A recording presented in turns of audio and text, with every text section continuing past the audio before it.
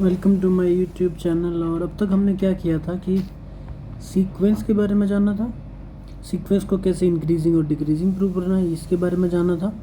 ठीक है, अब इस लेक्चर में ना कुछ एग्जांपल्स डिस्कस करेंगे, कुछ और एग्जांपल। ठीक है, तो देखते हैं। ये तो एक हुआ एक एग्जांपल देखो।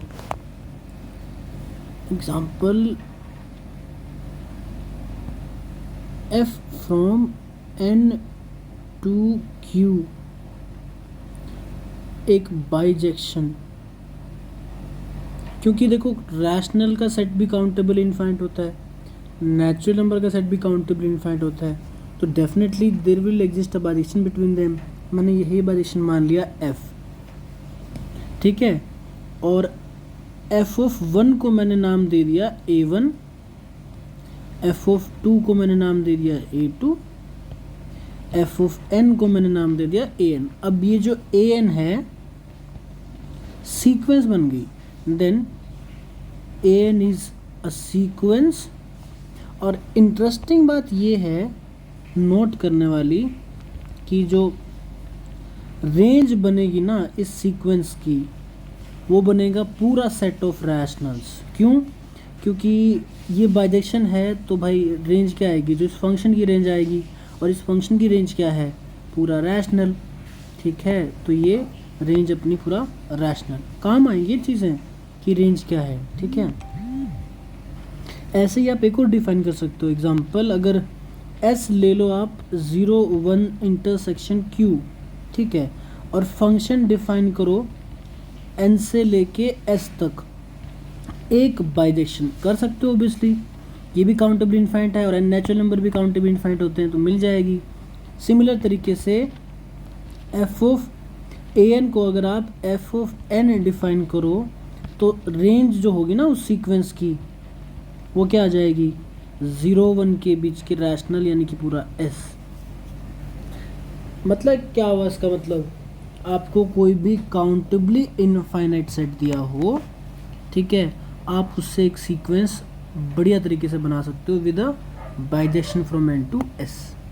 ठीक है, चलिए बढ़िया बात है। ओके, अब बात ये है कि क्या आप फाइनाइट सेट से सब एक सीक्वेंस बना सकते हो, लेकिन फिर उसके ना आपको रिपीट करनी पड़ेंगी टर्म्स।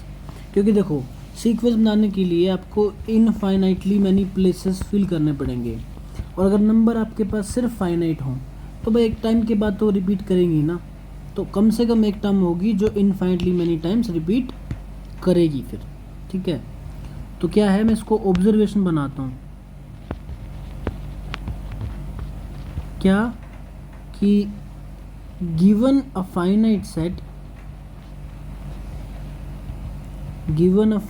सेट से s इक्वल टू 1 2 3 n तक मान लेते हैं। आपके पास एक सेट दिया जिसमें सिर्फ फाइनाइटली मैनी एलिमेंट है।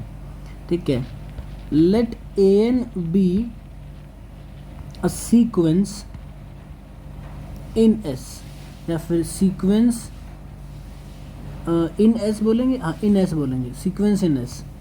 इसका मतलब ये होगा, क्योंकि फाइनाइटली मेनी टर्म से मिलके बनी है ना, तो भाई एक ना एक टर्म होगी जो बार बार रिपीट करेगी। इसका मतलब ये होगा कि there exist r belongs to s which is repeated infinite times in the sequence. ठीक है, ऐसा होगा कि इनफाइनाइटली मेनी टाइम तो रिपीट करेगा एक नंबर, अगर तुम फाइनाइट सेट से बना रहे हो तो ऑब्वियस भी है ना। मान लो कि 2 ही टर्म से बनाना हो, स्टार्ट करो, मतलब सोचो एक टर्म से बनाना है, अगर सिर्फ एक ही टर्म से बनाना है तो फिर क्या करना पड़ेगा, सब कुछ रिपीट ही करना पड़ेगा ना। अगर एक ही टर्म से बनाना है तो फिर रिपीट करेगा सब कुछ। और अगर 2 टर्म से बनाना हो तो मान लो कि हर जगह 1 है, अब 2 यूज़ कर सकते हो, कितनी बार यूज़ करोगे, तो हर जगह यूज़ कर लो। लेकिन एक फाइनल स्टेज के बाद तो आपको एक नंबर रिपीट करने पड़ेंगे ना, ये मतलब कि 1 या 2 में से ही कुछ लिखना पड़ेगा ना। और ऐसा जब होता है तो फिर इसका मतलब या तो 1 या फिर 2, इनमें से कुछ ना कुछ तो होगा जो इनफाइनाइटली मैनी टाइम्स रिपीट करेगा। ठीक है। एक कॉन्सेप्ट देखो सब सीक्वेंस का, क्या होता है सब सीक्वेंस, इंपॉर्टेंट है सब सीक्वेंस का कॉन्सेप्ट। जिसको ये समझ में आ जाता है ना, फिर उसको लिमिट पॉइंट ये सब चीज़ों में दिक्कत नहीं आती कभी। एक बार देख लो सब सीक्वेंस क्या होता है। मान लो आपको एक सीक्वेंस दिए, let A N be a sequence, ठीक है। अभी मैं फॉर्मली डिफाइन करूँगा बाद में, तो एक काम करते हैं, मैं वैसे समझने की लैंग्वेज में समझाता हूँ आपको। मान लो कि सीक्वेंस है, देखो ऐसे है A1 A2 A3 A4 A5, ऐसे ना ये लाइन लगी है ये, ठीक है, ये सीक्वेंस है। अब देखो मैं चाह रहा हूँ, देखो ये समझ लो कि ये चाय की दुकान है।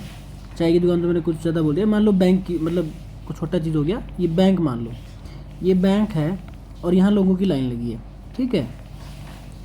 तो एक बढ़िया सी लाइन लगी है, लेकिन एक और विंडो ओपन हो गई, ठीक है, और एक और विंडो ओपन होगी।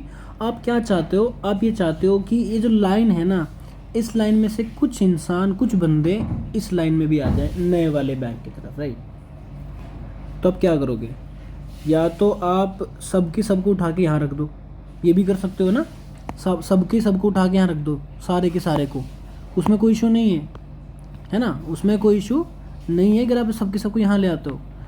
या फिर क्या हो सकता है, या फिर ये हो सकता है कि आप A1 को यहाँ ले आओ, A3 को आप यहाँ ले आओ, A5 को, मतलब ओड वालों को यहाँ ले आओ, ऐसा हो सकता है। या फिर आपका मन करे तो ऐसा क्या कर सकते हो, आप इवन वालों को ले आओ, A2 A4 A6। ज़रूरी नहीं है कि ऐसा कुछ पैटर्न में लेके आना है, बट एक बात का ध्यान रखना है, आपको इंसानियत का ध्यान रखना है, और वो ये है कि अगर आपको ये लोग लेके आने हैं तो आपको ऑर्डर मेंटेन करना पड़ेगा।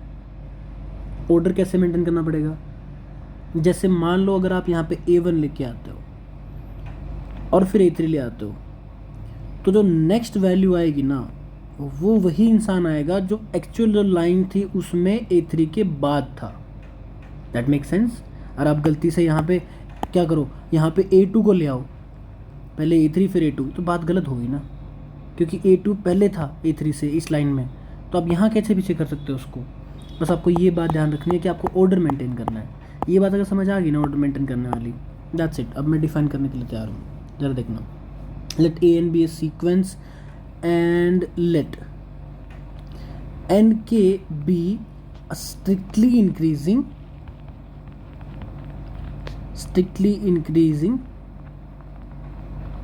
सीक्वेंस। हम मान लेते हैं कि एक स्ट्रिक्टली इंक्रीजिंग सीक्वेंस है ऑफ नेचुरल्स, मतलब नेचुरल नंबर की, ठीक है, ठीक है। Then ANK is called a subsequence of AN। बस दैट्स इट। बात वही है जो मैंने आपको बताई थी अभी, कि आपको उसमें से ही कुछ टर्म्स उठानी है, लेकिन उसी ऑर्डर में उठानी है, तो वो एक सब सीक्वेंस बन जाएगी, उसको ANK बोलोगे फिर आप, ठीक है। इससे रिलेटेड क्वेश्चन है, मैं नेक्स्ट वीडियो में कराऊंगा, क्योंकि मुझे कुछ काम आया अर्जेंट, तो I'll see you guys in the next video। Question है, दूसरे क्वेश्चन करेंगे सब सीक्वेंस से रिलेटेड, ठीक है। प्लीज़ अभी के लिए इतना ठीक है।